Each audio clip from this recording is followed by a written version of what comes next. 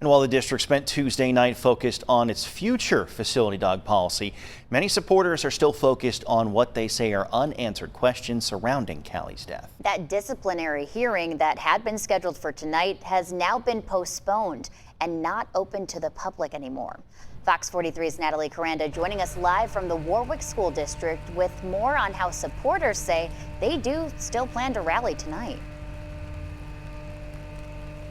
Good morning. Yeah, as you guys know, this story has gained a lot of attention from well beyond the Warwick School District community. And like you mentioned, the supporters, they do say that even though that hearing was postponed and turned to be a private process, their push for accountability is still far from over, which is exactly why they still plan to rally this evening in Lititz to make sure that their voices can still be heard and keep this message very front and center.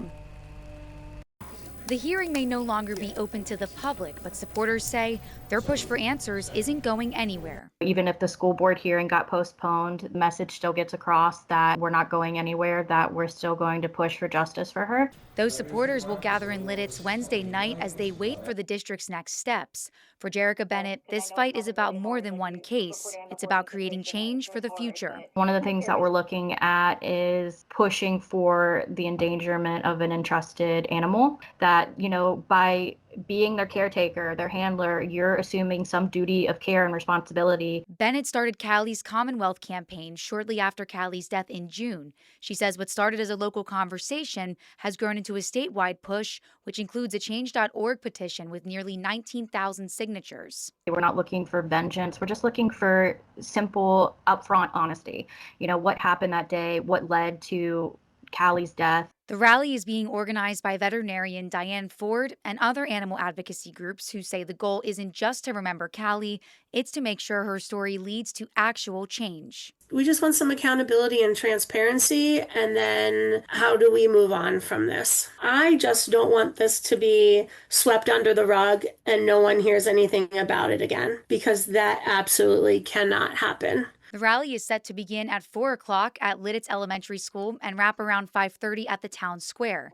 Bennett and Ford say it's a step in the right direction, but the fight is far from over. To know that this could have been prevented, I think really gets a lot of people upset. I think passion is the fuel. It gives you purpose. You can make a change about something that you deeply care about.